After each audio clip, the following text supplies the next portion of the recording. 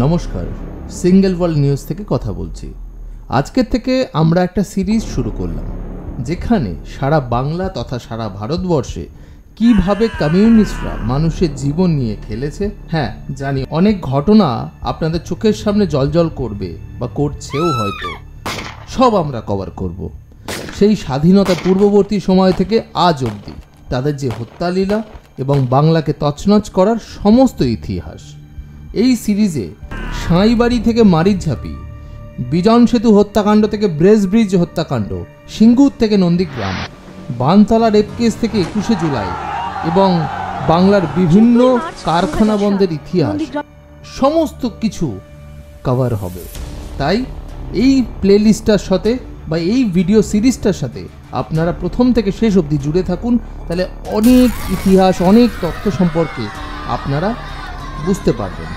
আপনাদের বোঝার সুবিধার্থে আমরা দুটি করে হত্যাকাণ্ড যেটা কমিউনিস্টরা করেছে সেটা একটা ভিডিওতে কভার করব। চলুন, অনেক কথাই তো হলো, এবার তাহলে শুরু করা যাক।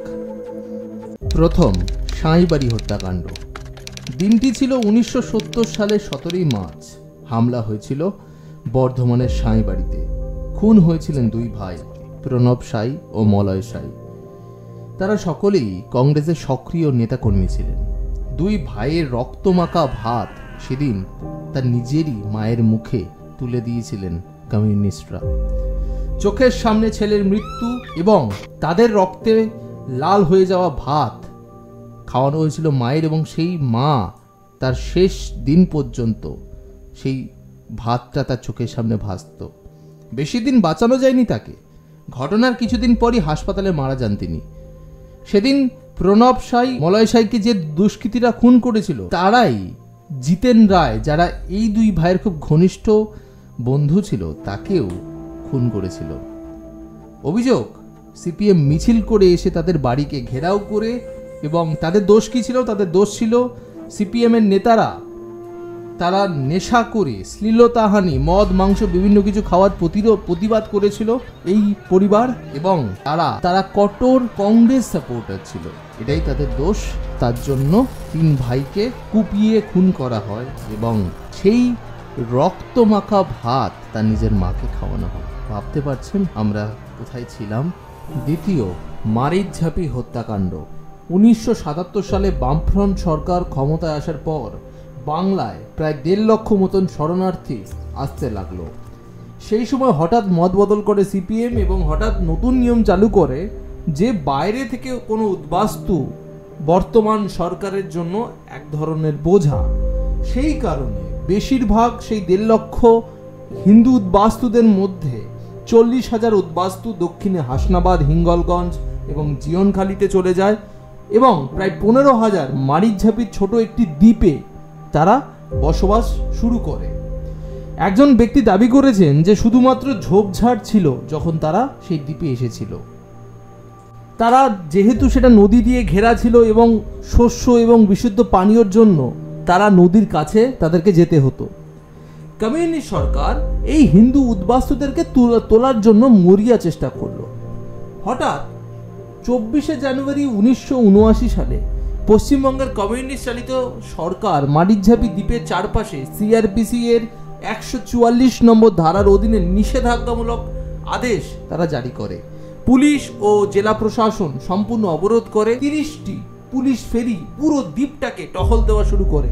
দ্বীপের বাসিন্দাদের জন্য খাবার এবং বিশুদ্ধ পানীয়র যে প্রবেশাধিকার সেটাকে রোধ করে।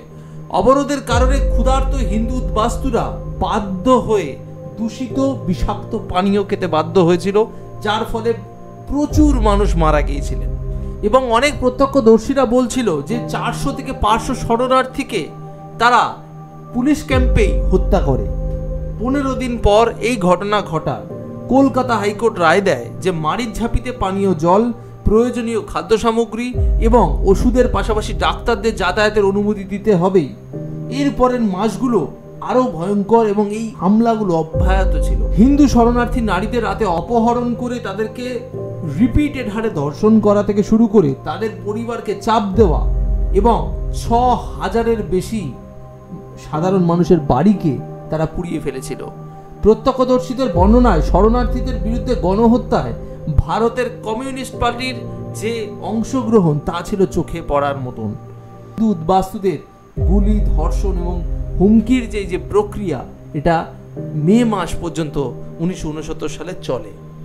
এর পরের এপিসোডে আমরা কভার করব নকশাল আন্দোলন এবং বিজন সেতুতে আনন্দমার্গী সন্ন্যাসীদের দিবালোকে কীরকমভাবে জ্বলন্ত পুড়িয়ে মারা হয়েছিল এবং সিপিএম সেখানে কত বড় ভূমিকা পালন করেছিল, সেই সমস্ত বিষয় নিয়ে আমরা পরবর্তী ভিডিওতে আসছি।